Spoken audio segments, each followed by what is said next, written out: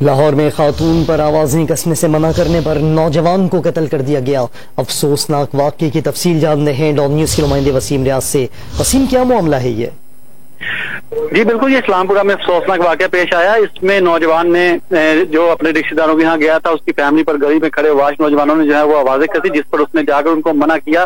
تو اتنی سی بات پر طلع کلامی ہوئی اور جو ملزمان ہیں انہوں نے فائرنگ کرتے ہوئے علی کو جو ہے وہ قتل کر دیا۔ علی گولیاں لگنے سے موقع پر ہی ہلاک ہو گئے، جبکہ ملزمان سرعام فائرنگ کرتے ہوئے وہاں سے فرار ہو گئے۔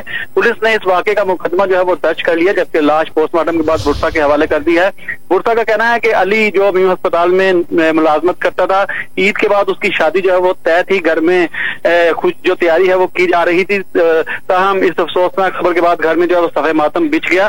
اب پولیس کا کہنا ہے کہ ملزمان کی گرفتاری کے لیے اقدامات کیے جا رہے ہیں، تاہم ابھی تک پولیس کسی بھی ملزم کو گرفتار نہیں کر سکی۔ وسیم، بہت شکریہ آپ کا۔